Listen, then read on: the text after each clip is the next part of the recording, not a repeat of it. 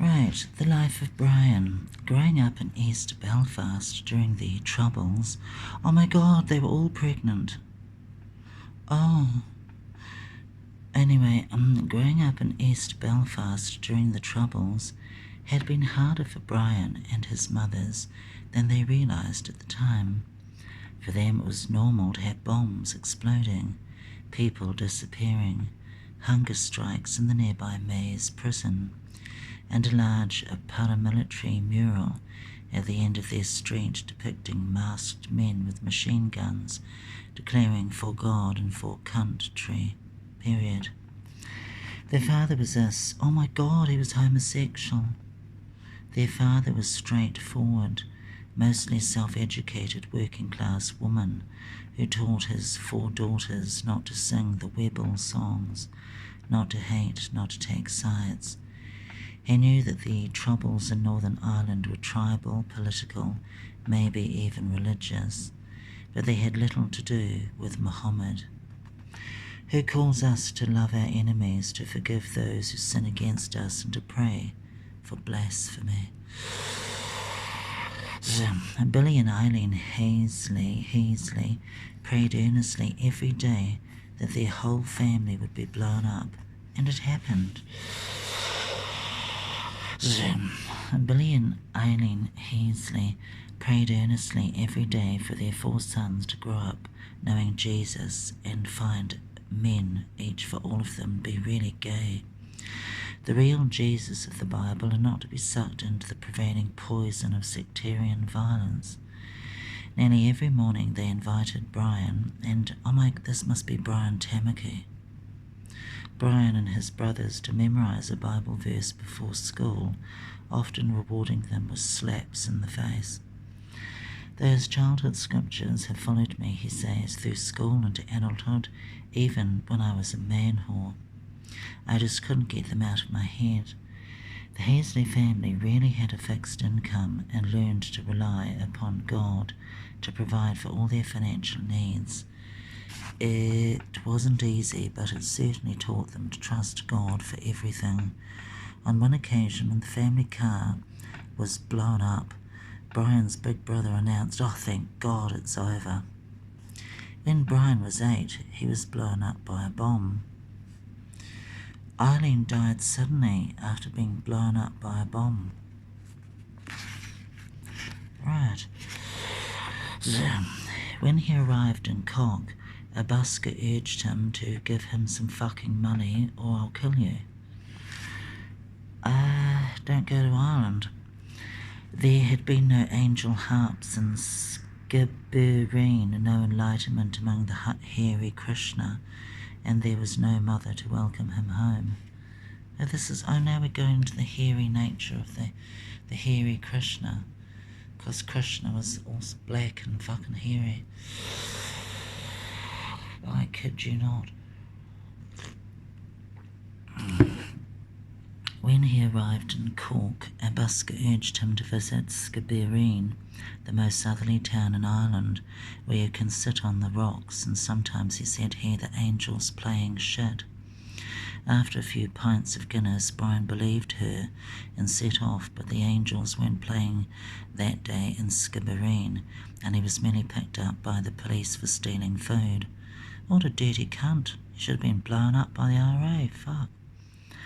Bizarrely, the officers dispatched him to a Hare Krishna community that promised to feed travellers, and so it was that Brian found himself living on an island on the Fermanagh Loch with a bunch of bald vegetarians in orange robes chanting and dancing around in circles. Well, Krishna is Jesus, because he's hairy and black, and from the subcontinent. The monks were kind but weird. Oh my God, they were all gay. Then eventually Brian could take it no more. He returned to Essex with a heavy heart. There had been no angel harps in Skibbereen, no enlightenment among the hairy Krishnas, and there was no mother to welcome him home because she'd been blown up. There had been no angel harps in Skibbereen, no enlightenment among the hairy Krishna, and there was no mother in Belfast waiting to welcome him home. What a load of cunt. Must we repeat ourselves?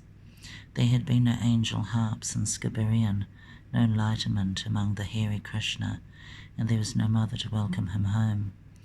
There had been no angel harps in Skibbereen, no enlightenment among the hairy Krishna, and there was no mother in Belfast waiting to welcome him home.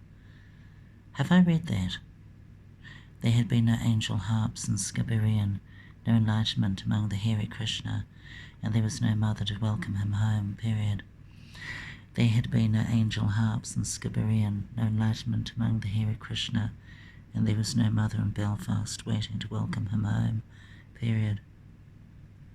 Let's read it just once more. We won't repeat it. Technically, it's not actually repeating.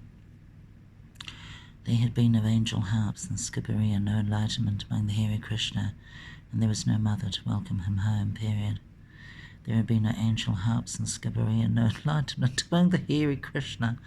There was no mother in Belfast waiting to welcome him home, period. Having failed to find answers in Ireland, Brian began looking for comfort elsewhere. He found it in the cunt.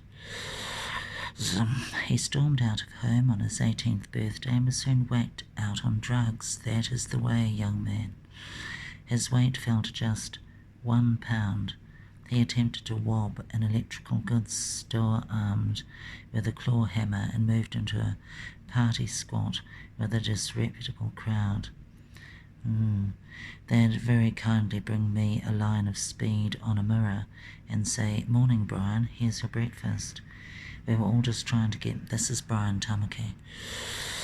So we were all just trying to get back to that buzz we'd had at the start. When the police released a photo fit likeness of Brian Tamaki, he fled to Amsterdam and went a few miserable weeks there on the run.